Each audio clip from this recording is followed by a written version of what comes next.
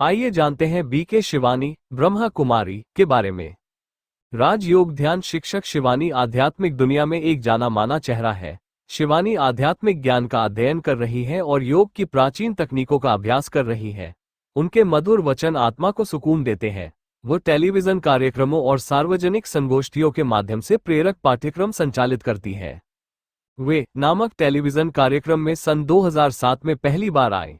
इस कार्यक्रम के लिए उन्होंने विभिन्न विषयों जैसे जीवन मूल्यों, आत्म प्रबंधन, आंतरिक शक्तियों, रिश्तों में सामंजस्य, कर्म के नियम को समझने, उपचार, आत्म सशक्तिकरण, आत्मा अनुशासन, ब्रह्मा कुमारी संगठन, आध्यात्मिकता और जीवन जीने की कला के बारे में कई प्रवचन दिए के माध्यम से दुनिया भर में लाखों लोगों ने जीवन जीने की एक नई राह पाई है। शिवानी वर्मा का जन्म 31 मई 1972 को पुणे में हुआ था। उन्हें विज्ञान से गहरा लगाव था और वह एक अच्छी छात्रा थी। स्कूली जीवन के बाद उन्होंने पुणे विश्वविद्यालय से सॉफ्टवेयर इंजीनियरिंग का अध्ययन किया। इस दौरान उनकी मां ब्रह्म कुमारियों के एक स्थानीय राजयोग केंद्र में जाती थी। इंजीनियरिंग करने के बाद उनका विवाह विशाल वर्मा से हो गया। उन्होंने साथ मिलकर एक सॉफ्टवेयर व्यवसाय शुरू किया जो 2004 तक चला। कॉलेज में पढ़ाई के दौरान ही शिवानी स्थानीय ब्रह्मा कुमारी केंद्र में जाती थी और ब्रह्मा कुमारियों से जुड़ी हुई थी। ईश्वरीय प्रेरणा से उन्होंने अपने पति के साथ पूर्ण ब्रह्मचर्य के साथ रहने का फैसला किया, लेकिन शादी नहीं तोड़ी। यही वो अपनी में लोगों को सिखाती है कि कैसे गृहस्थ जीवन में रहते हुए भी इंसान एक दैवीय जीवन बिता सकता है।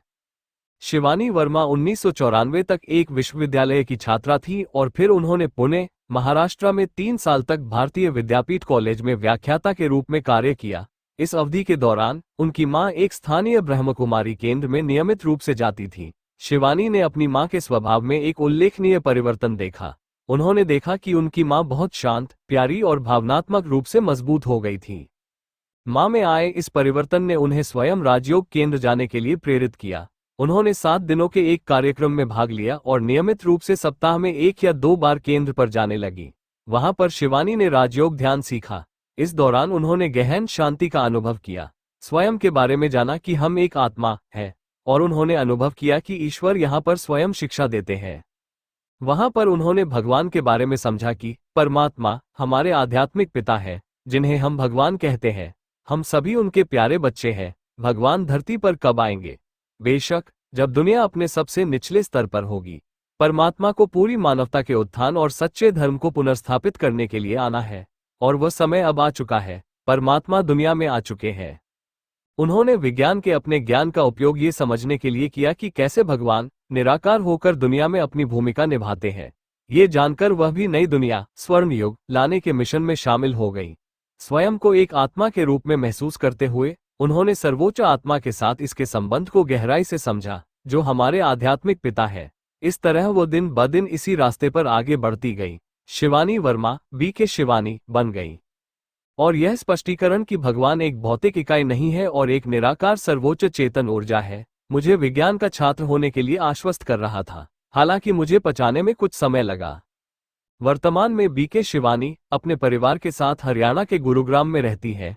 कोविड के कारण वो नियमित रूप से ऑनलाइन बैठकें, सत्र आयोजित कर रही है। वो ब्रह्मा कुमारियों की ओर से संबंध प्रबंधन, आत्म प्रबंधन और सुखी जीवन के लिए आध्यात्मिक ज्ञान जैसे सामान्य विषयों पर व्याख्यान देती है। बीके शिवानी एक वरिष्ठ राजयोग शिक्षिका है।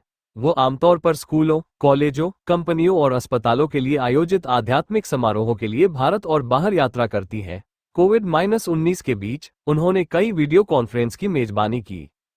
उन्होंने 2011 में, जहां सामान्य विषयों पर के एपिसोड प्रकाशित किए जाते हैं, वो हर दिन अपने सोशल मीडिया पेजों पर प्रेरक और सशक्त संक्षिप्त संदेश भी पोस्ट करती है। उनके फेसबुक पेज पर 3.75 फॉलोअर्स हैं। जुलाई 2021 तक बीके शिवानी के दयालु, बुद्धिमान और मधुर स्वभाव ने दर्शकों को बहुत प्रभावित और लाभान्वित किया है। बीके शिवानी ने ध्यान के दौरान भगवान की उपस्थिति का अनुभव किया और इसलिए इसे जारी रखने और ज्ञान को और समझने का फैसला किया। बीके शिवानी ने ईश्वर के अस्तित्व और कार्य को समझने के लिए विज्ञान के ज्ञान को अपनाया है और यही वो अपने दर्शकों को सिखाती हैं।